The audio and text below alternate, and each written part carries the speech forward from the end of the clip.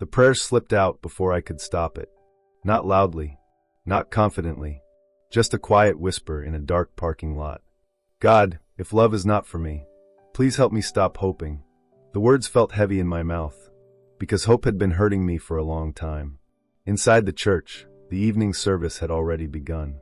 Soft music floated through the open doors. Voices rose gently. People were singing.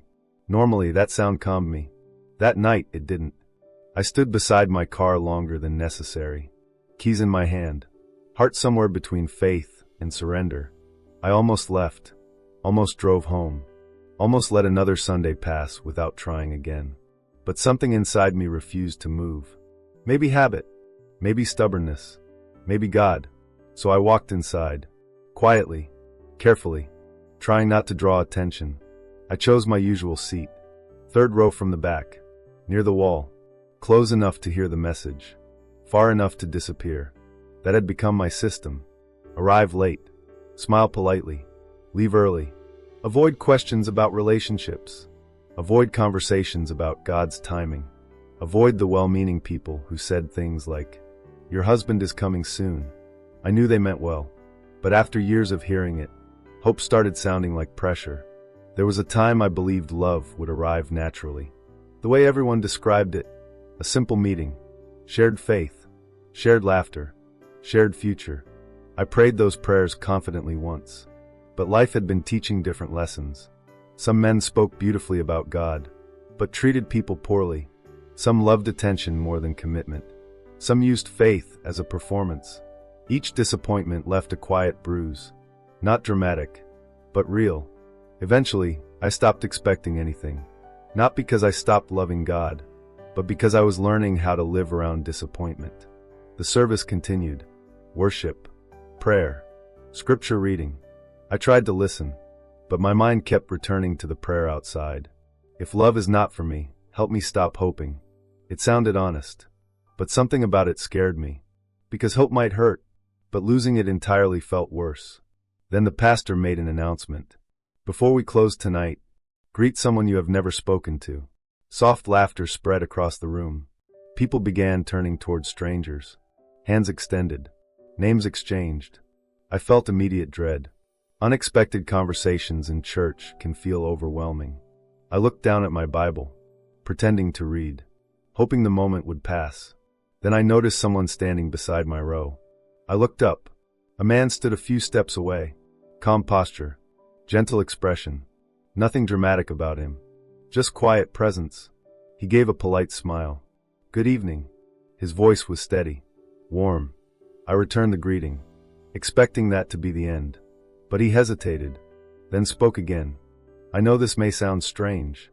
My stomach tightened immediately. I had heard that sentence before, too many times, usually followed by something uncomfortable. But he continued. I felt strongly during prayer that someone here is about to bury a good desire because of repeated disappointment. My heart stopped. I said nothing. He looked at me carefully. I do not know your story, he said, but I felt I should tell you this. Then he said the sentence that changed everything. God has not forgotten what you asked him for. The room felt distant suddenly. My hands went cold. No one knew what I had prayed outside. No one. I had whispered it alone, in a dark parking lot. Yet somehow, his words had walked straight into that hidden place. I struggled to respond. What do you mean? He shook his head slightly. I only know what I felt during prayer, he said. Do not shut that door yourself. Silence sat between us. Not awkward, not forced, just heavy. I finally whispered, "Thank you." He nodded. Then someone called his name across the aisle. He apologized gently and walked away. I never saw him again that night. After the service, I searched the building.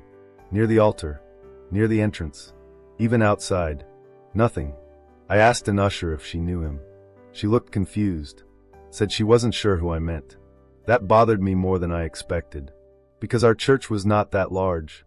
Faces usually became familiar quickly, but his face felt like it had appeared only for that moment. On the drive home, his words replayed in my mind. God is not forgotten. Do not shut that door. I wanted to feel hopeful. Instead, I felt unsettled, because hope can be frightening when disappointment has been your teacher.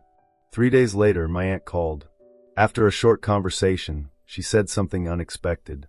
"There is someone I would like you to meet." I laughed immediately. "No, please." She ignored my protest. "He is a good man," she said. "Loves God. Very respectful." I sighed. I had heard those descriptions before. But then she added something different. "He lost his fiancée 2 years ago." My laughter stopped. Grief changes a person. This was not another casual introduction. There was history here. Pain. Real life. Still, I declined politely. I told her I wasn't interested. She accepted my answer. But before ending the call, she said, "I just felt I should mention it." Those words echoed strangely. I felt I should. The same quiet certainty the stranger carried. Sunday came again. This time I arrived earlier. I am not sure why. Maybe curiosity. Maybe obedience. Maybe something deeper. The worship felt softer that morning. Or maybe my heart was softer. The pastor preached about waiting without hardening your heart. That sentence pierced something inside me. Because that was exactly what I had been doing. Waiting. But also protecting myself from disappointment. Building quiet emotional walls. Calling them wisdom. After the service ended, people began leaving. Then I saw my aunt walking toward me. Her eyes widened with surprise. Before I could escape, she called someone over. A man approached. Dark blue shirt. Calm expression. Gentle eyes. I recognized him instantly. Not from church. From an old family photo my aunt once showed me. She introduced us. "This is Daniel." He greeted me kindly. No rehearsed lines. No strange spiritual claims. Just sincerity. We spoke for a few minutes. Simple conversation. Work. Church.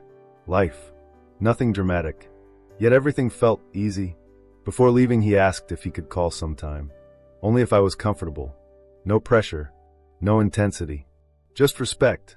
I said yes. Weeks passed. Conversations grew longer. Easier. More honest. One evening I told him about the stranger at church. The man who spoke those words. Daniel listened carefully. Then he looked unsettled. "I need to tell you something," he said. That same night, I almost left church early. He explained that he had been sitting in another section, lost in his own thoughts, still healing from losing someone he once planned to marry. Then a man he had never seen before sat beside him, just briefly, and said something strange. "Do not let grief answer for your future." Daniel stared at me. He also said, "Stay. Stay." That single word kept him in the service that night. The same service where a stranger told me not to shut the door. We sat in silence. Not fearful silence. Sacred silence. Two tired hearts. Both standing near the edge of giving up. Both interrupted by words no stranger should have known. Maybe those men were ordinary people God used. Maybe not. But neither of us could find anyone who recognized them. No names. No familiar faces. Just two messages. At exactly the moment hope was about to disappear. A year later, Daniel proposed after evening prayer. No crowd. No dramatic speech. Just sincerity. And gratitude. Sometimes I think back to that parking lot. To the prayer I whispered in surrender. If love is not for me, help me stop hoping. God did not answer by removing the desire. He answered by protecting it. Because delayed hope is painful. But buried hope can be dangerous. Sometimes, when you are one breath away from giving up, God moves quietly, through strangers, through timing, through moments that feel ordinary, until one day you realize they were never ordinary at all. If this story reminded you that God still answers quiet prayers, take a moment to like this video and subscribe to this channel, because some miracles arrive softly, some answers come when hope feels weakest, and some love stories are still waiting to be told.